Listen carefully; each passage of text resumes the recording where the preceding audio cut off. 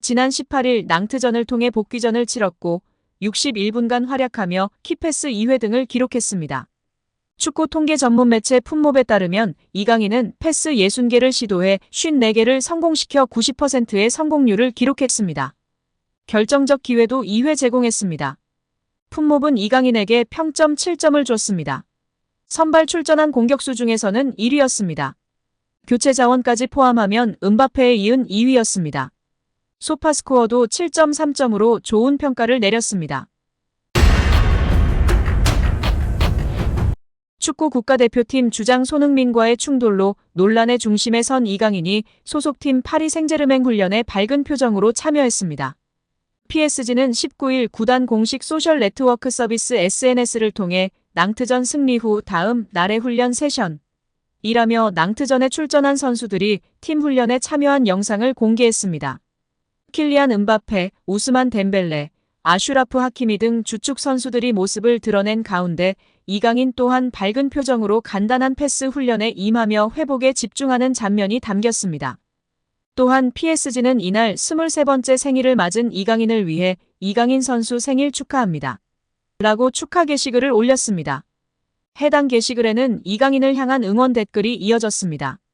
이강인은 최근 대표팀 내분설에 휘말렸는데요. 대표팀 주장 손흥민과 충돌이 있었던 것으로 알려졌습니다. 지난 14일 영국 더선은 손흥민이 아시안컵에서 탈락하기 하루 전 팀 동료와 다퉜다. 이 과정에서 손흥민이 손가락이 탈구됐다.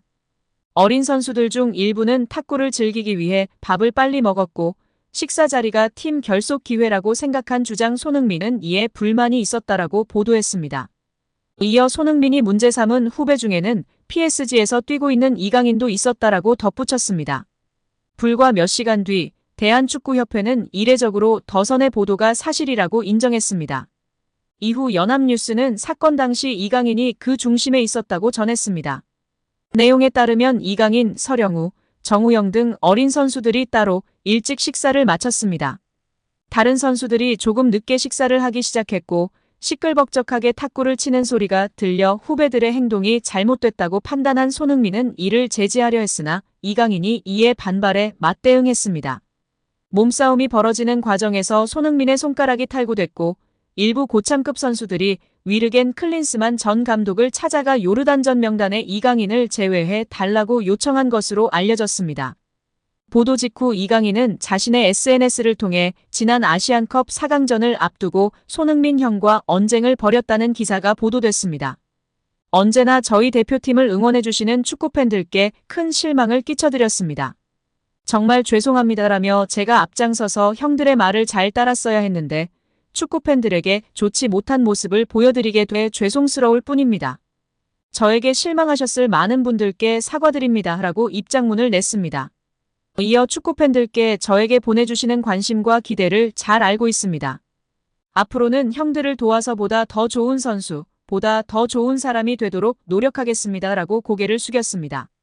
하지만 팬들의 분노는 가라앉지 않았습니다. 이강인이 24시간 후에 자동 삭제되는 스토리를 통해 입장문을 냈다는 것에 주목해 사과의 진정성이 의심된다는 반응이 대다수였습니다. 여기에 디스패치에서 손흥민이 이강인의 목덜미를 잡았다. 이강인이 반격했다. 손흥민을 향해 주먹을 날린 것. 손흥민은 피할 겨를도 없었다. 얼굴에 그대로 맞았다라고 단독 보도하며 여론은 더욱 악화됐습니다. 이강인 법률대리인 서훈 측은 이강인 선수는 자신의 잘못을 깊이 뉘우치고 반성하고 있다. 많은 축구팬들께 불편과 심려를 끼쳐드린 점에 대해 다시 한번 사과드린다라고 최근 불거진 논란에 대해 고개를 숙였습니다. 다만 이강인 선수는 자신이 분쟁의 중심에 있었기에 구체적인 경위를 말씀드리기보다는 사과를 드리는 것이 맞다고 생각해왔다.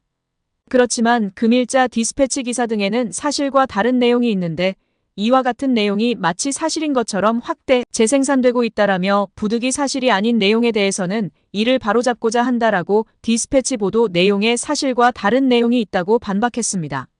이어 손흥민 선수가 이강인 선수의 목덜미를 잡았을 때 이강인 선수가 손흥민 선수의 얼굴에 주먹을 날렸다는 기사 내용은 사실이 다르다. 이강인 선수가 탁구를 칠 당시에는 고참급 선수들도 함께 있었고 탁구는 그날 이전에도 항상 쳐오던 것이었다라고 해명하면서 그 외 나머지 내용에 대해서는 다시 입장을 정리해 밝히겠다.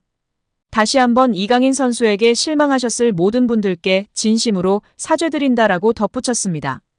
입장문이 나오고 연합뉴스가 이강인이 손흥민에게 주먹을 날린 사실 자체가 없다는 것인지, 다툼 과정에서 부득이하게 손이 닿았다는 것인지 등 당시 상황에 관한 자세한 설명을 요청했으나 서훈은 추가적인 언급을 피했습니다. 대신 이강인이 스스로 이 사안을 해결하겠다는 의지가 강하다. 몸 상태가 회복되는 대로 조만간 SNS 등 수단으로 직접 나서서 사건 경위 등 입장을 표명할 것이라고 밝혔습니다. 이강인은 바이러스 감염으로 레알 소시에다드와의 유럽 축구연맹 챔피언스리그 16강 1차전은 결장했습니다. 지난 18일 낭트전을 통해 복귀전을 치렀고 61분간 활약하며 키패스 2회 등을 기록했습니다. 축구 통계 전문 매체 풋몹에 따르면 이강인은 패스 60개를 시도해 54개를 성공시켜 90%의 성공률을 기록했습니다. 결정적 기회도 2회 제공했습니다. 풋몹은 이강인에게 평점 7점을 줬습니다. 선발 출전한 공격수 중에서는 1위였습니다. 교체 자원까지 포함하면 음바페에 이은 2위였습니다. 소파스코어도 7.3점으로 좋은 평가를 내렸습니다. 낭트전을 무사히 마친 이강인은 다음날 회복훈련 세션에 참여하며 26일 예정된 스타드 렌과의 경기를 준비 중입니다. 다만 서훈이 밝힌 대로 아직까지도 추가 입장을 밝히지는 않은 상태입니다. 낭트전을 앞두고 엘리케 감독은 이강인은 특별한 이슈 없이 아시안컵에서 뛰었고 높은 수준 경기력을 펼쳤다고 칭찬했다. 또 프랑스 언론은 잉글랜드와 달리 이강인과 손흥민의 충돌에 큰 관심을 보이지 않고 있어 심리적 안정을 빠르게 찾아가고 있습니다. 오히려 프랑스 언론은 최근 불거진 음바페 거취에 더 신경을 쓰는 상황입니다. 낭트전에 앞서 유럽 축구 이적 시장 전문가인 파브리지오 로마노는 음바페는 파리 생제르맹에 오는 7월 팀을 떠날 것이라 전했습니다. 모든 조건이 완벽하게 합의되진 않았지만 음바페는 올여름 파리 생제르맹을 떠날 것이다. 파리 생제르맹과 음바페의 사이는 완전히 끝났다라고 밝혔습니다. 계약 조건은 음바페가 만족할 만한 수준은 아닌데요.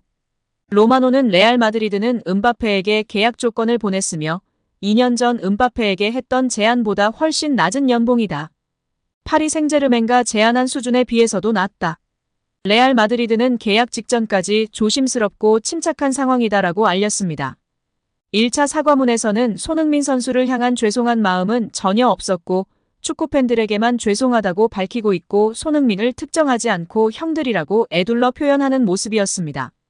2차 공식 발표를 통해 확실하게 사건의 상세한 경위와 사과를 통해 정확하게 매듭 짓고 한국 축구의 발전을 위해 나아가야 할 방향을 모색하는 것이 좋을 것 같습니다. 특히 축구협회 정몽규와 수뇌부는 이 사단을 제대로 봉합하지 못한 책임까지 물어 일괄 사퇴해야 합니다. 구독자 여러분들의 생각은 어떠신가요? 오늘 영상은 여기까지입니다. 끝까지 시청해주셔서 감사합니다. 늘 건강하시고 더 좋은 영상으로 찾아뵙겠습니다. 구독과 좋아요도 잊지 마시고 부탁드립니다. 감사합니다.